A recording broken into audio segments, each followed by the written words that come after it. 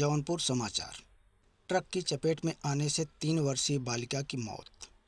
मंगलवार थाना गद्दी जलालपुर रोड पर एक ट्रक से कुचलकर 3 वर्षीय बालिका की दर्दनाक मौत हो गई। कहा जाता है कि 3 वर्षीय बच्ची तमन्ना बीबनमऊ गांव से अपने ननिहाल कनुआनी आई हुई थी। खेलने के लिए बच्ची जब सड़क पार करने लगी तो थाना गद्दी जलालपुर मार्ग पर तेजी से आ रहे ट्रक की चपेट में आ गई।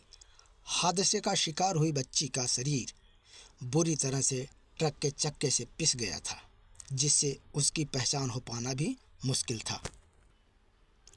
किसी तरह कपड़ों से बच्ची की पहचान हो पाई।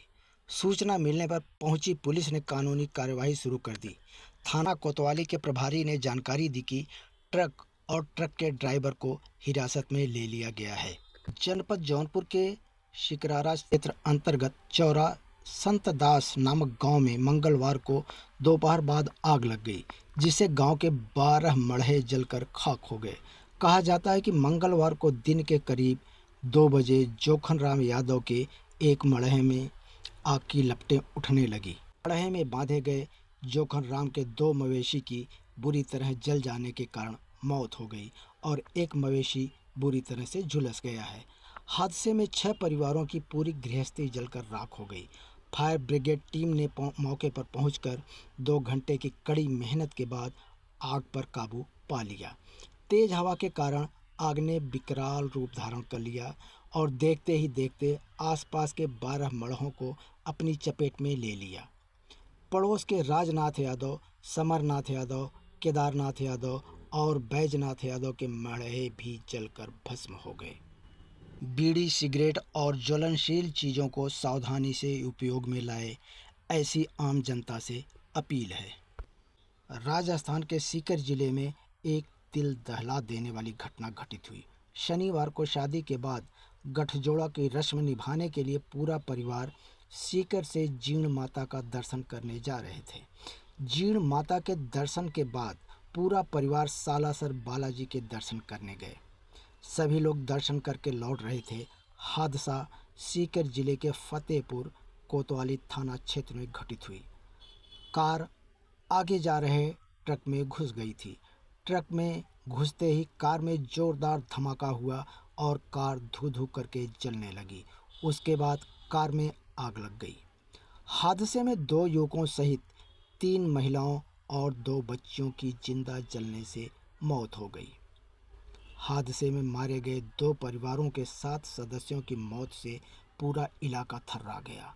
लाशें ऐसे जल गई थी कि उनकी पहचान कर पाना भी मुश्किल हो गया।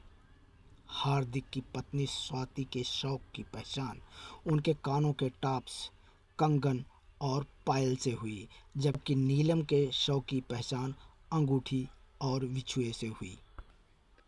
आशुतोष के अंडरवियर का कुछ हिस्सा शेष बच गया था, जिससे उनकी पहचान हो सकी, जबकि एक बच्ची की डेड बॉडी पीछे वाली सीट पर जली हुई हालत में पड़ी मिली और दूसरे की डेड बॉडी मां से चिपकी पड़ी थी।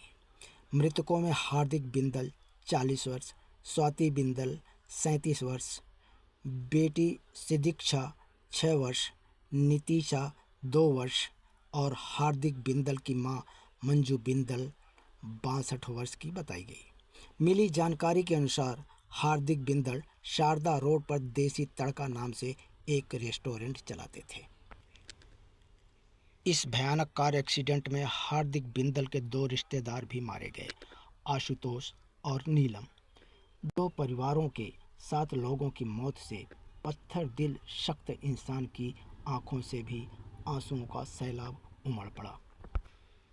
समाचार प्राप्त हुआ है कि लखनऊ के गुंडबा इलाके के मायापुरी कॉलोनी में एक नशेड़ी पिता ने अपनी 14 वर्षीय बेटी की पीटकर और गणासे से काटकर हत्या कर दी और स्वयं फरार हो गया। अन्य बच्चों के रोने की आवाज़ सुनकर आसपास के लोग जब उनके घर पहुंचे तो मामला सामने दिखा। पड़ोसियों ने एक घटना की सूचना पुलिस को दी।